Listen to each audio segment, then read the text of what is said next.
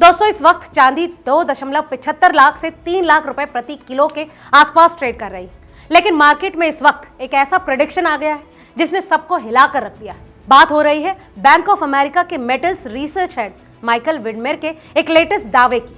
इस प्रेडिक्शन के मुताबिक 2026 में सिल्वर $309 प्रति आउंस तक जा सकता है और अगर इसे भारतीय कीमतों में देखें तो करीब 10 लाख रुपए प्रति किलो के आसपास।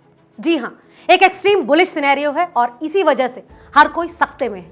नमस्कार, आप देख रहे हैं रिपोर्टर जी और मेरा नाम है लता सिंह। अगर आप भी चांदी में ट्रेड करते हैं तो इस वीडियो को अंत तक देखना ना भूलें।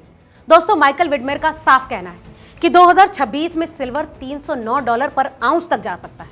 अगर इसे इंडियन प्राइसेस में कन्वर्ट करें तो जीएसटी और प्रीमियम जोड़ दें तो ये करीब 10 लाख रुपए पर किलो के आसपास बैठता है। जी हाँ, चलिए अब ग्राउंड रियलिटी समझते हैं। दरअसल पिछले 1 से 2 साल में चांदी ने जबरदस्त रैली दिखाई। 2025 में 140% से ज्यादा की तेजी आई। जनवरी 2026 में ये $100 पर आउंस के पार गया और भारत में करीब 4 लाख रुपए पर किलो तक पहुंच गया। अभी करेक्शन के बाद भी 2.5 से 3 लाख के बीच है, लेकिन ओवरऑल स्ट्रक्चर अभी भी स्ट्रांग माना जा रहा है। विडमेयर का पूरा लॉजिक गोल्ड और सिल्वर रेशियो पर बेस्ड है। अभी ये रेशियो करीब 59 है। दोस्तों इतिहास बताता है कि जब ये रेशियो तेजी से गिरता है तो ऐसे में सिल्वर आउट परफॉर्म करता है। 2011 में रेशियो 32 तक गया था और साल 1980 में ये 14 तक गिरा था। अगर वैसा ही मूव दोबारा हुआ तो सिल्वर में सुपर रैली संभव है। विडमेयर का कहना है कि अगर रिटेल इन्वेस्टर्स की बाइंग जारी रही तो $170 पर आउंस का लेवल भी रियलिस्टिक है। वहीं $309 एक्सट्रीम केस है, लेकिन पूरी तरह इम्पॉसिबल नहीं। अब सवाल यह है कि इतनी तेजी के कारण क्या है। दोस्तों पहला कारण है industrial demand. Solar panels, EVs, electronics, medical और डिफेंस सेक्टर में चांदी की डिमांड तेजी से बढ़ रही है। ग्रीन एनर्जी ट्रांजिशन सिल्वर के लिए एक बड़ा सपोर्ट है। इसका दूसरा बड़ा कारण है सप्लाई डेफिसिट। दरअसल कई सालों से ग्लोबल डिमांड सप्लाई से ज्यादा है। माइनिंग प्रोडक्शन उतनी तेजी से नहीं बढ़ रही है। इसकी तीसरी बड़ी वजह है इन्वेस्टर फ्लोज। दोस्तों ETF में पैसा आ रहा है और रिटेल इन्वेस्टर्स फिजिकल सिल्वर खरीद रहे हैं। सिल्वर को कई एनालिस्ट अंडर वैल्यू मानते हैं।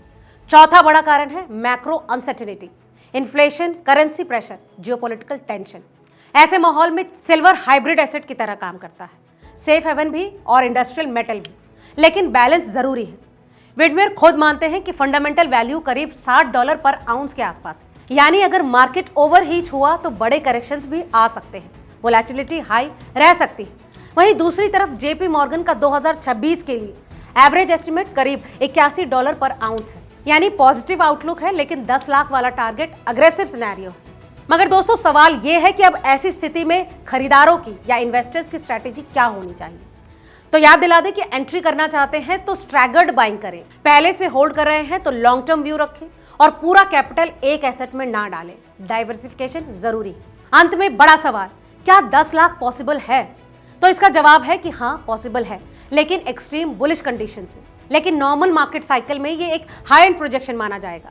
दोस्तों आप क्या सोचते हैं, क्या सिल्वर अगला मल्टीबैगर बन सकता है या ये सिर्फ हाइप साइकिल है? अपना जवाब हमें कमेंट करके जरूर बताएं। वीडियो अगर काम का लगा हो तो इसे लाइक और दोस्तों के साथ शेयर करना ना भूलें। याद दिला दें कि ये वीडियो महज जानकारी के लिए है, निवेश की कोई सलाह नहीं। किसी भी निवेश से पहले अपने फाइनेंशियल एडवाइजर की सलाह जरूर ले लें।